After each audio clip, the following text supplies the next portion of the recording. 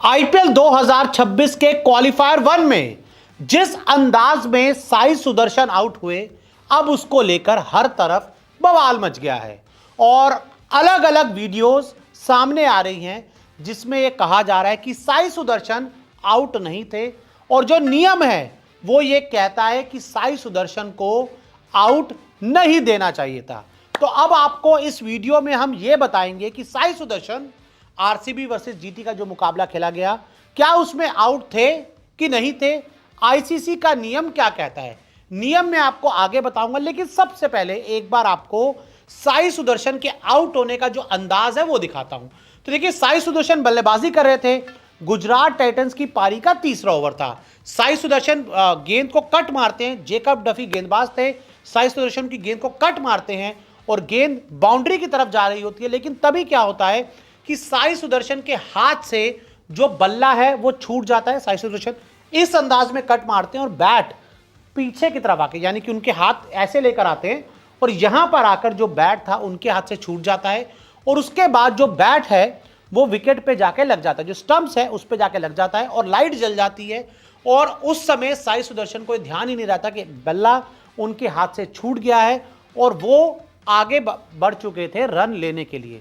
तो अब यहां पर जो सवाल उठ रहा है वो ये कि क्या साई सुदर्शन आउट थे, क्या साई सुदर्शन नॉट आउट थे और आईसीसी का नियम क्या कहता है। देखिए, सबसे पहले तो आपको बता दें, साई सुदर्शन को जो नियम से आउट दिया गया उसे कहा जाता है हिट विकेट।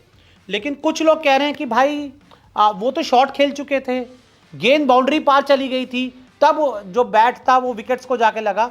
तो मैं ऐसे आपको क्लियर बता दूं, पहले तो जिस रूल से वो आउट दिए गए, वो जो लॉ है क्रिकेट के नियम 35 लॉ के तहत आता है। जी हाँ, जो आईसीसी का रूल है 35 उसके तहत ये आता है और इसको क्रिकेट की भाषा में हिट विकेट कहा जाता है। और हिट विकेट में बल्लेबाज कब कब आउट होता है मैं आपको वो बताता हूं। तो देखिए, सबसे पहले जब बल्लेबाज गेंद को खेलने का प्रयास कर रहा हो और उसका बल्ला पैर या शरीर का कोई हिस्सा स्टंप से छू जाए तो उसे हिट विकेट कहा जाता है और यह पूरी तरह से ठीक होता है। कब कब मैं आपको यह बता रहा हूं। रन शुरू करते समय, शॉट खेलने के तुरंत बाद, रन लेने के लिए पहला कदम उठाते समय यदि वो विकेट को गिरा दे, यानी कि आपने शॉट मारा और आप रन के लिए दौड़ रहे हैं, आपका पैर लग जाए, आपका हाथ लग जाए, कुछ भी चीज लग जाए शॉट खेलने के तुरंत बाद, और जब आपने रन लेने के लिए पहला कदम उठाया और उस समय अगर आप विकेट को गिरा दे, तो ये वही हुआ। साई सुदर्शन के साथ भी यही हुआ कि आपने कट मारा, गेंद बाउंड्री की तरफ जा रही थी, आप रन लेने के लिए दौड़ने आगे बढ़े, आपका बैट आपके हाथ से छूटा और सीधे जाके विकेट पे लग गया।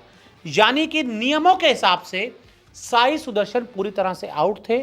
और आपको मैं एक चीज और क्लियर कर दूं कि जब साई सुदर्शन का जो बैट विकेट्स पे लगा तब गेंद बाउंड्री पार नहीं हुई थी, गेंद तब बाउंड्री से अंदर ही थी। तो ऐसे में वो गेंद डेड नहीं हुई थी। और साथ ही आपको बता दें, यदि बल्लेबाज का हेलमेट, टोपी या दस्ताना अपने आप गिरकर विकेट पर लग जाए तब भी बल्लेबाज को आउट दिया जाता है। यानी कि साई सुदर्शन जिस तरह से आउट हुए क्वालिफायर वन में, वो नियमों के अंतर्गत आता है और नियमों के हिसाब से कोई गलती नहीं हुई।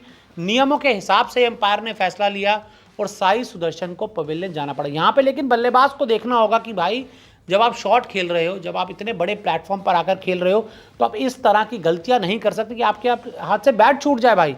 और ऐसा नहीं था कि आपने कोई बहुत बढ़ के शॉट मारा हो, आपने नॉर्मल कट मारा था यार, और कट मारने के बाद बैट ऐसे घूम के पीछे आके विकेट पे लग जाए, बहुत कम देखने को मिलता है। लेकिन ये साई सुदर्शन के साथ हमें देखने को मिला।